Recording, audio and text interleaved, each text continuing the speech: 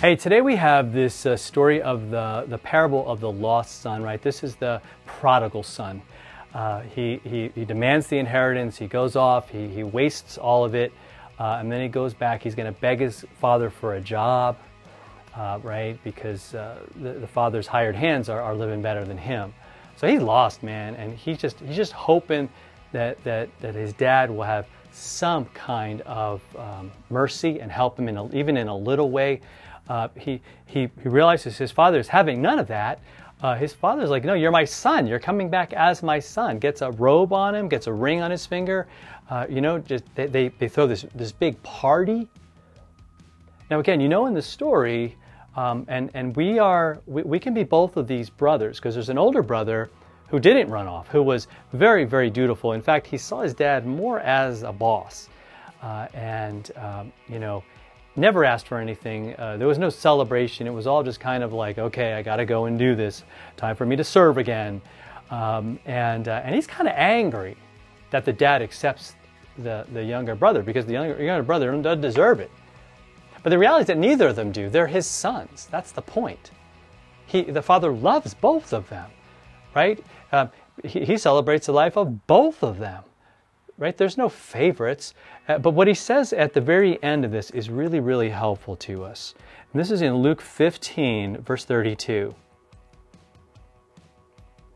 In fact, I want to read 31. He says, "Son, you're always with me, and all that is mine is yours. It was fitting to celebrate and be glad. This brother was dead. Your brother was dead, and he is alive. He was lost and now found." Now, again, I said we can be like them, because a lot of times, we believe in Jesus, we're at church, we're being faithful, we're doing the right thing, and then we look at others who aren't, and we can have a tendency to look down. We can be judgy.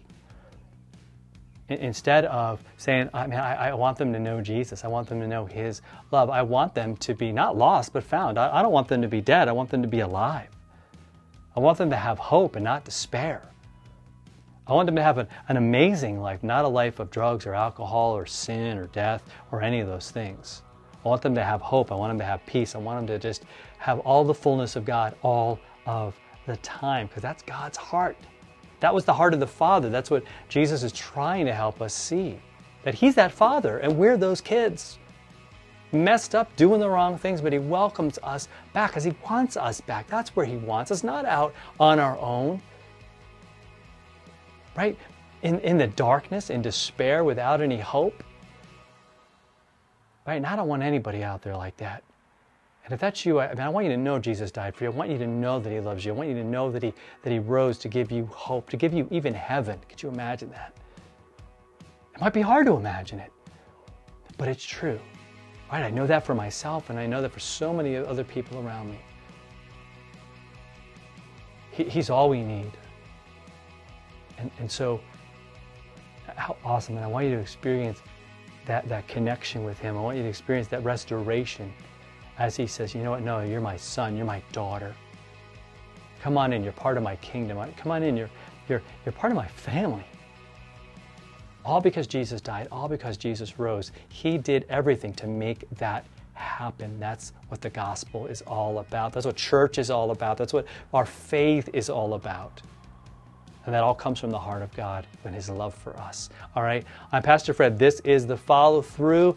Hit that subscribe button. You want to, right? So if you haven't, do that and share this with somebody. Share this video. Get it out there so that people can know the love of the Father, and that all those prodigals, man, could be coming home to be with Him. All right, talk to you next time.